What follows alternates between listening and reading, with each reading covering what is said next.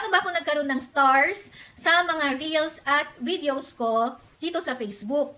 So guys, gusto ko lang i-share itong experience ko, lalo na sa mga content creators na katulad ko na gusto ring ma-monetize dito sa Facebook.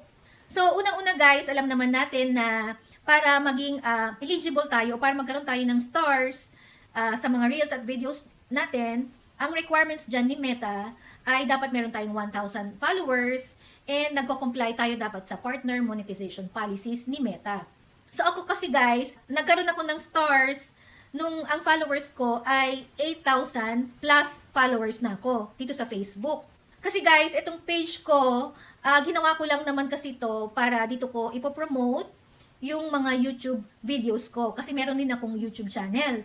So, nung una, hindi talaga ako interesado na i-monetize itong Facebook page ko. So, hanggang sa dumami na yung followers ko, ang naging interesado lang talaga ako guys, is yung dun sa stars. Kasi kapag nanonood ako ng mga reels at ng mga videos, nakakakita ako ng mga stars. So, nakakatuwa yung feature, parang natuwa ako dun sa feature niya. So, inisip ko na pwede din siguro akong magkaroon ng stars dito sa page ko.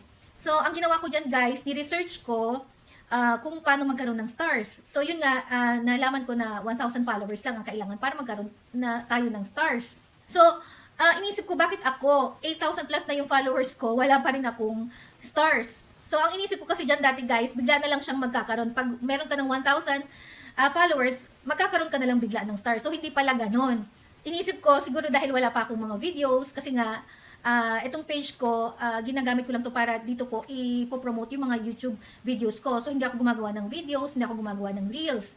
So, dahil nga gusto ko magkaroon ng stars, nag-umpisa na rin akong mag-upload ng mga reels at ng mga short videos. So, everyday, isa-isa lang. So, mga ina-upload ko dyan guys, yung mga gala namin dito sa Japan, and yung mga cooking videos ko, ganyan. Everyday, tumitingin ako sa, sa tools ko. Bakit wala pa rin akong stars kahit araw-araw naman nag-upload ako ng reels at ng videos.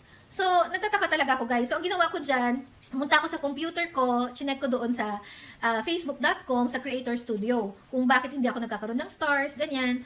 So, inopen ko siya. So, doon ko nalaman guys na meron pala akong violations. Nakalagay doon, meron akong copyright issues.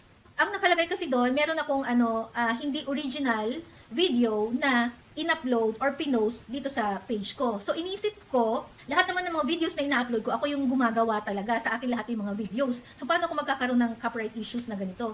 So, binasa ko mabuti yung, violation ko.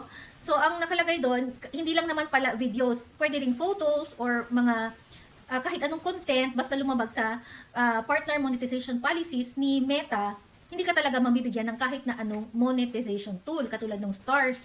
So, ang ginawa ko dyan guys, inisip ko, ano bang pwedeng maging violation ko dito? Wala naman akong mga ina-upload na mga videos, ganyan. So, inisip ko nga, yung may mga baka photos, yung mga photos ko naman, tinignan ko lahat, mga sa akin din naman, ng original photos din naman ina-upload ko. Naisip ko na lang guys, kasi may mga ina-upload din akong mga templates galing sa ibang app or mga photo editing apps katulad ng Photogrid or Canva, ganyan. Kasi meron akong ginamit doon ng mga free template katulad ng thank you, followers, congratulations, yung mga ganyan, yung Merry Christmas, yung mga ganyang template, di ba? So naisip ko siguro ito, kaya ako may violation. Ang ginawa ko dyan guys, binura ko lahat nung mga post ko na may template na kinuha ko sa ibang app. So, kahit na ang dami niyang likes, ang dami niyang comments, ang dami niyang shares, kumbaga ang taas ng engagement niya, binura ko lahat, ang dami kong binura niyan kahit nabawasan yung engagement ko. Inisip ko siguro yun, pag binura ko yun, mawawala na yung,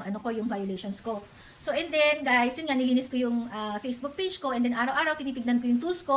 And then yun nga, isang araw, November, pagkakaalala ko pa dyan guys, is November, bandang katapusan siya, lumitaw na yung stars monetization ko. So sobrang tuwan-tuwa talaga ako kasi gusto ko talagang magkaroon ng stars. Yan talaga ang unang monetization tool na gusto kong magkaroon. So kaya tuwan-tuwa ako, nagpapasalamat talaga ako kay Meta na binigyan ako ng stars. So nakalagay dun sa tool ko, stars, and then set up. So yun nga, sinet up ko na siya, ganyan. So, yun guys, bakit ko ba sinishare sa inyo itong experience ko guys? Kasi gusto ko rin na tayong mga content creators, lalo na yung mga gusto ma-monetize, lalo na yung mga wala pang stars, na gusto ko rin magkaroon din kayo ng stars. So, kayo mawalan ng pag-asa. Lilitaw at lilitaw din yung stars monetization sa tools ninyo. Basta upload lang everyday. Kahit mahirap guys, upload lang kahit isang reel or kahit short video, upload lang everyday. Basta make sure lang na yung reels or yung videos na ina-upload nyo ay wala siyang mga violations or wala siyang magiging copyright issues. Meaning, yung videos nyo is kayo mismo ang gumawa. Original video dapat and wala siyang copyright music. Yan ang pinaka-ayaw ni Meta guys, kasi hindi tayo mabibigyan ng tools kung meron tayong mga violations. Kung nakaya ko guys, kung nakaya ko magkaroon ng stars, kayang-kaya nyo rin. So, good luck sa ating mga bagong content creators and sa mga mommy content creators na katulad ko rin. Bye guys!